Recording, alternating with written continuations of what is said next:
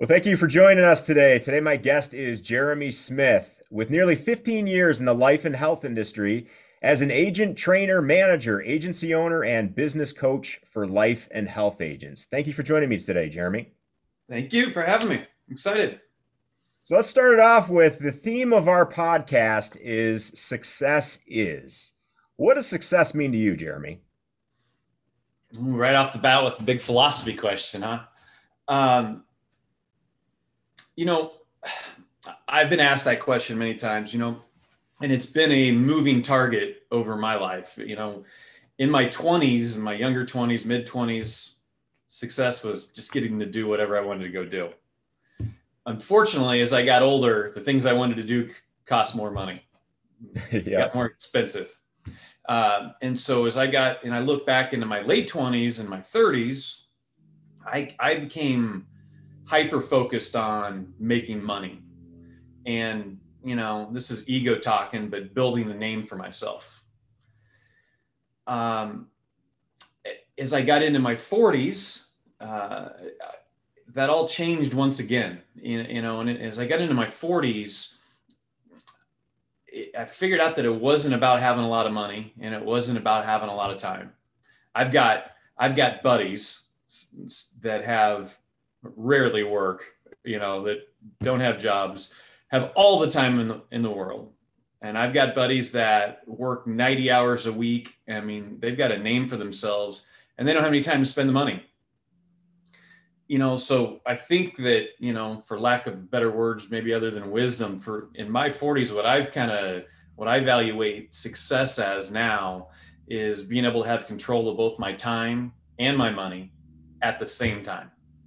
Because what's success if you're not happy, right? I mean, that's really what it's all about. So, I know we're going to talk a lot of business, and so that equates to money, and money definitely allows for happiness. Money definitely allows for success in some people's eyes, but to me, being able to have control of both those two things at the same time is really probably how I would define it.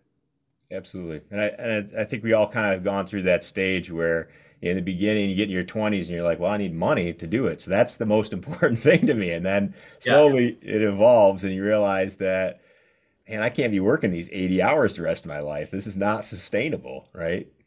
I had a little girl, my first child, when I was 40, and I think that's what really kind of turned it. Prior to that, I wouldn't say I was I was successful in business. I mean, eye of the beholder, but by a lot, I was successful in business. But um, it opened my eyes when I seen my child for the first time. I think that's what really did Absolutely. it for me, and I realized what kind of parent I wanted to be. And that parent wasn't to leave millions of dollars to my child; it was to be able to be present for her. If I can do both, great. But I think that the latter is probably more important. Absolutely. Yeah, your priorities quickly shift when you look into the eyes of that child and say, this is what matters, Yep. right? Yep. Yeah, so I've seen plenty of self-employed people get sucked into this world of being overworked and overstressed, working 80 hours, popping Adderall in some cases, and if not that, tons of caffeine. Yep. And I look at what you have going on, and you run a business, and you also do the consulting and opening restaurants. I mean, you have a lot going on.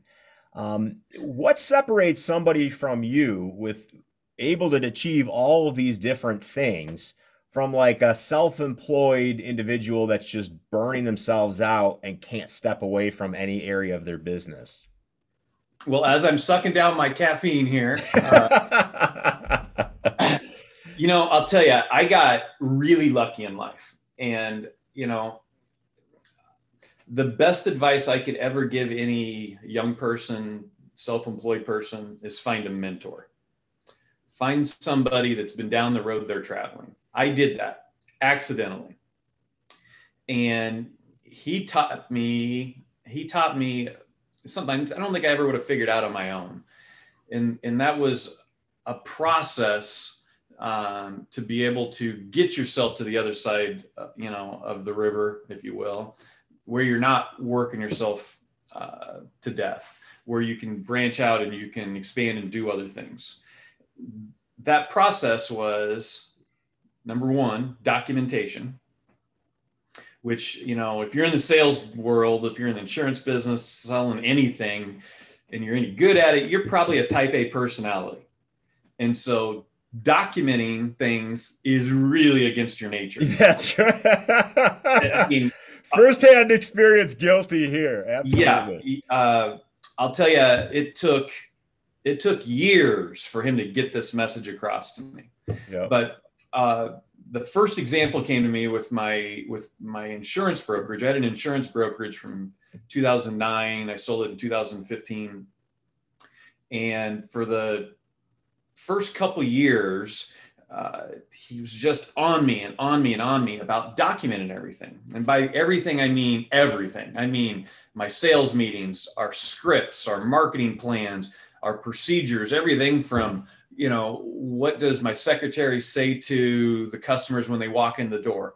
Everything, building a manual for how we do business. And I guess the visual was always, if my right-hand guy got dropped out of an airplane and I died the next day and he wanted to take our company and go, with this book, he could literally duplicate what we were doing. Okay. So that was step one. Step two was I needed to become really good at training my people to use this manual and training my people to do exactly how I wanted things done. And that was a learning curve all on its own. But once I became good at that and I got everybody marching to the same beat, next came the toughest part of the step, which was delegation. You know, I mean, especially for me at, you know, think back to 32 years old, man, I was just a control freak. If you're a control freak, good luck. You know, you're probably not going to have multiple businesses. You're probably not going to go as far as you probably could go. And you certainly aren't coming home at 4 o'clock. You're not playing golf on Tuesday afternoon. You're going to be there because you've got to learn that after you've got it documented, after you've got your people trained, they know what to do. You got to be able to give up the reins and let them take over. You know, and then the wrap up step to that's just management, learning how to, although you've delegated and everybody's in place, keep an eye on everything. And a lot of that comes down to, you know, another thing that was burnt into me from my mentor was performance accounting and tracking everything and learning how to read the numbers and being able to look at an Excel spreadsheet and know exactly what the problem is in the office if I'm sitting on the beach in Hawaii. And if you can do that, and your people are trained and they know they've got a Bible for how to do things, all of a sudden you can branch off and try something different, or you can free up time, do what you want with it. But that was, those were 4 steps that I had no clue of in my 20s. I learned in my 30s and I mastered in my 40s. Absolutely. Now, those skill sets around managing, people management specifically, was that something you learned from your mentor, or how did you Yeah. Well, I master mean, those skills? yeah, I mean, you know, trial and error, right? To some degree. Yeah, you know, I went to work. Good story about this is I went to work in the insurance business in 2007. I went to work for a captive agency. Sales always came pretty easy to me. So I did really well for the first 3 months, sold a lot of policies, got promoted to management in like the 4th month, got 2 people put under me, you know, from a management standpoint. And inside of 2 months, they both failed miserably, quit, and wrote a letter to the owner saying I was the worst manager they've ever. So there's that trial. I learned some stuff from the negatives too. Yeah. Long story short, I went back to selling for a few months, really learned the business, then worked my way back to management. I think I became a lot better manager there. When I started my own company, yeah, I got to say that, you know, having a mentor, and I've had 2 good mentors in my life, but both of them had some very consistent things that they both believed in that really led me down the path. Number one was a keen eye on detail. The little things are the things that matters. You've got an agent or a manager or somebody underneath you that's walking in the hall and you see them that they're down in the dumps in their day. They broke up with their girlfriend or their dog got ran over or whatever happened. And you got to address that because it costs you money if you don't address that. And I mean, first of all, making them feel like you care about them. Hopefully you actually do. But those little things can spiral into big problems if you don't address them. The other thing they both had in common was, like I talked about a second ago, performance accounting and really watching the numbers of your business and understanding all the metrics and really what they mean. In my business, a lot of people, they buy leads, so they can go out and sell insurance products. They'll send mailers out per se, and then they hope that some callbacks come back in.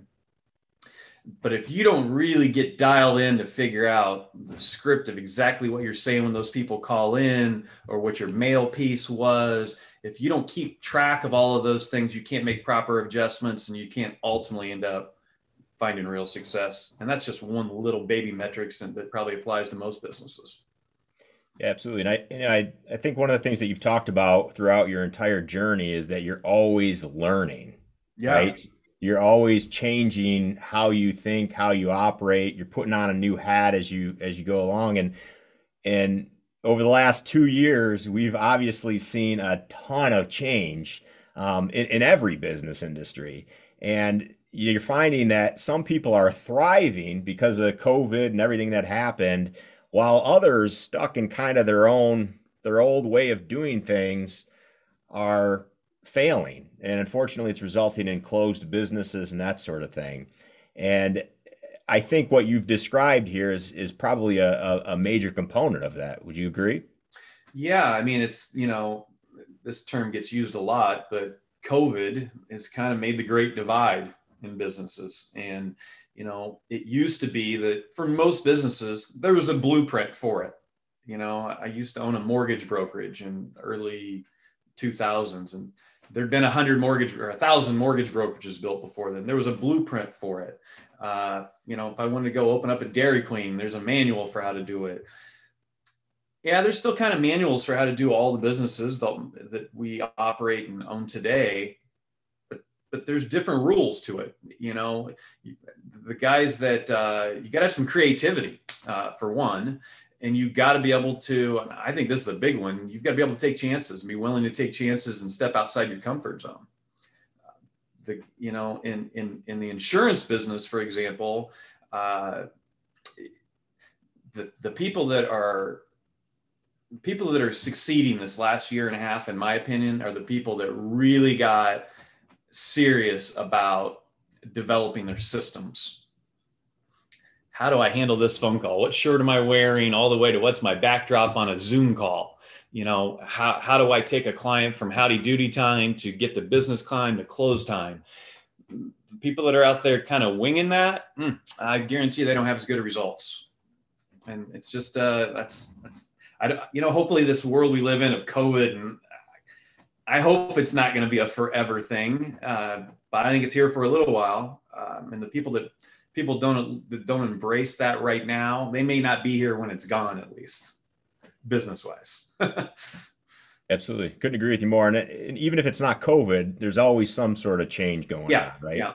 Yep. We saw the economy before in the past. In the future, it could be AI. Who knows what's going to change, and being able to adapt, I think, is incredibly important. I think you articulated that well. Yeah. So let's talk a little bit about your area of expertise, which is health and life insurance. What mistakes do health and life agents make? New life agents, or existing veterans in the industry? What are some of the biggest mistakes that you see when they come to you for coaching? Well, this is an easy question. This is my answer to this. The second place answer is not even close. In this country, there are a huge percentage of people that are product salespeople. Normally, the majority of the insurance agents in the life and health business, They are final expense salespeople or mortgage protection salespeople. And then the biggest genre is health insurance or Medicare supplements, Medicare Advantage salespeople. And those are the easiest categories to learn when you're first coming in. I mean, I could teach those categories before my coffee got cold. I'm being a little facetious there, but they're easy categories to learn. The marketing's pretty elementary. A lot of, they might be as easy as going and sitting in a Walmart, during an open enrollment period in the fall, just to build a clientele base. And there's nothing wrong with any of that. But in our business, just like almost any sales business, the hardest thing that we have to do in our business to be successful is figure out how are we going to get in front of a qualified prospect on a consistent basis. I mean, that's just it. That's the hardest thing we have to do. If you ask me what I think the biggest mistake that the majority of the agents in our business do, it is that they get in front of all of these qualified prospects. And I'll use a baseball analogy for a second. The only thing they know how to do is hit a fastball. They're finally up to the plate and there's one pitch they can hit. Pitcher throws a curveball, a slider, a changeup, or anything else, and they're going back to the dugout. In this business, you get in front of somebody that says, I'm open to you telling me what I need to do for my retirement. I trust you enough to purchase my health insurance from you. And oh, by the way, you're not going to do the work to learn how to talk to them about long-term care, about leaving money to their kids and grandkids in the form of life insurance, about protecting their lifelong nest egg, from the crazy stock market that we live in, and just the scared things that are the things that could scare you really if you're a 70-year-old with your money at risk. There's 4 or 5 key areas in life and health. It's Medicare Advantage. It's final expense, planning for your funerals, life insurance, moving it on to your kids and grandkids, long-term care, and then there's annuities, a product that protects seniors' money from risk. If you ever really would ever go and look at my YouTube channel, I've got 35, 40 videos on there, and they're really all centered around becoming a full service agent. That is the mistake I think most people they make, is that they don't drive towards becoming a full service agent. If I can sell all of those products, I don't have to get in front of 1,000 prospects this year in order to make a good living. I got to get in front of 1/5 of the same number that the guy that can only sell one product does. Not to mention, and I'll just add this, it's the right thing to do. Yeah, absolutely. You're never going to run into a client that has a tough situation and says, "Oh, you oversold me," right? On the other side, if they run into a situation, you said, "Hey, don't worry, I got you covered," right? Yeah. Well, you get grandma across the table from you, and you take care of her health insurance, let's say, for example, and you never mention any options about protecting yourself from long-term care situations, which is the biggest financial time bomb there is for a senior. A good percentage of those people say, I guess I probably just didn't need that coverage, or Jeremy would have talked to me about it. And next thing you know, 7, 8 years later, they go into a long-term care situation. It wrecks their entire financial situation. And now it passes, all that mistake passes on for generations. So that's why I say it's the right thing to do. I mean, I think it's without a doubt the key to an insurance agent making a decent living. And I think it's the right thing to do by the clients. And I think that by far, I couldn't even give you what the second answer would be as far as, the common mistake that insurance agents make. Absolutely. It's a long-winded answer. Sorry. No, and it's a great answer. And I think it's, especially in sales in general, a lot of people run into that, whether they're selling from their own pocketbook, right? Yeah. Or, especially the newer agents, they're just so happy they made the sale, But if you're really understanding your client and their needs, and you understand that by providing this service, you're offering them what they need and what they don't understand they need, then you're doing your job fully in that aspect. And I think that's the part where a lot of people miss, and I that makes sense. Absolutely. I'll close this question up with the analogy I always use is if think about if you were a car salesman and you had every car, every used and new car in the country on your lot, you'd probably sell a lot more cars than, the 100 cars you might have in your lot. As an insurance agent, you've got access to sell every single product from every single company in the entire country. Now, you can't go learn all of the products, but they're all virtually the same. You've got people that will help you in our hierarchy of business that'll tell you what the best ones in each product line are. It's crazy to me that all agents aren't striving towards that. Absolutely. That makes sense. So when you're talking to somebody who's struggling in your industry, and it's a mindset piece or it's a change piece, how do you convince them to make that switch? Hmm. Well, I mean, fortunately for me, in my position as a business coach, um, somebody normally that person is already there before they found me. I'm not prospecting people to coach. Normally, they're finding me now. Uh, and so they've already kind of got that gear turning in their mind of, I need to change, in something. Um, in the beginning, it wasn't that way though. When I first started coaching and nobody had a clue who I was and I'd never coached one person, it took some salesmanship at that point. A lot of times at that point, it was just kind of showing proof that, I'd probably been farther down the road than they had been. But I've always kind of lived my life by a rule, and that is if things aren't working, change it up. And it's pretty easy to spot people, especially in my business, but just in general, when you can just look in their eyes and figure out things aren't working for them. They know it's not working for them. They're almost out there, walking around with their eyes closed, just praying for somebody to shine a flashlight in their eyes and say, what do I do? And at the end of the day, in that scenario, just talk in general, it doesn't matter what you do. Just do something different. Change it up until you find something that works. Yeah, commit to action, right? Do Yeah. something. So is it your clients? Is it typically a lack of sales or being overworked, overstressed? Um, oh, I don't know.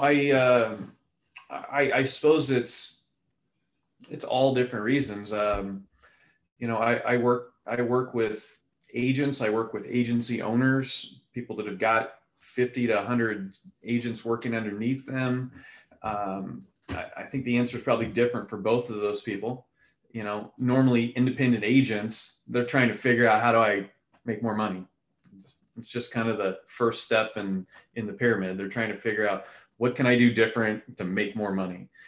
Agency owners, people that are a little bit farther down the road, it's probably the opposite. They, don't get me wrong, they may be, how do I just keep going? And those are, how do I keep growing? And I want to conquer the world. Those guys are few and far between. They're fun to work with. But a lot of them, it's the same answer, whether you're trying to take over the world or whether you're trying to get some time back in your life. They're the same answers. You got to free up time to do either one of those two things. And the way you free up time is to put a magnifying glass on your systems and document how you do things, tweak how you do things, adjust, and repeat. And that's the process, regardless of whether you're trying to create more time or more business. Absolutely. I've seen agents all the time, they're missing appointments, they're showing up late, their paperwork's a disaster all over the Yeah. place, and they can't comprehend how you could grow past this level, Yeah. right? Yeah. Yeah. That's type A personality thing again, right? Absolutely. Yep. Yep. So let's say somebody's stuck in life and their career. What's the biggest advice that you would give that person? Hmm. Um, you know, about 2 years ago, I had an agent turn me on to the Joe Rogan podcast. You ever watch Joe Rogan I or have, listen yes. to Joe Yeah. Rogan's podcast? I mean, he's an interesting cat. I was kind of reluctant at the beginning. I listen to him pretty religiously now. And one of the things that he talks about, I mean, he's obviously a super successful person, and I've really embraced his philosophy, which is embrace the suck. That thing you don't want to do is the thing. If you can condition your mind and condition your body to do it, good things come from it. So, your first question to me today was, what's my thought on what success is, and which is really happiness. And another way I could have answered that question is balance of life, right? It might be spiritual, it might be financial, it might be family, it might be physical health. There's 4 or 5 pillars that really you can look at somebody and decide whether or not they're a healthy person. Well, for these people that you're talking about that are kind of in a rut or struggling, the real answer for them is they got to get some balance in their life. That one of those pillars is probably not even attached to the table anymore. Taking care of themselves first and getting those pillars in balance, I would say is the first step to that. And then the next step is, and well, back up to that, there's probably going to be some embracing of the suck in order to do that, right? You're not healthy. Guess what? The hardest thing to do is to get back to the gym and form a habit of going to the gym and physically feeling better. But if you do it for 3, 4, 5, 6, 7 weeks, it gets easier and it almost becomes an addiction. I don't know about you, but I have started going to the gym more times in 25 years than anybody I know. And it stinks. Yep. But once I get into the habit, it's like a drug. I love it. Once I get past a certain stage, I just feel so much better. So anyway, the balance thing, I think, is the first step for those people. And the other thing for me, and I can't say this is maybe for everybody, but for me, I'm not afraid to take chances.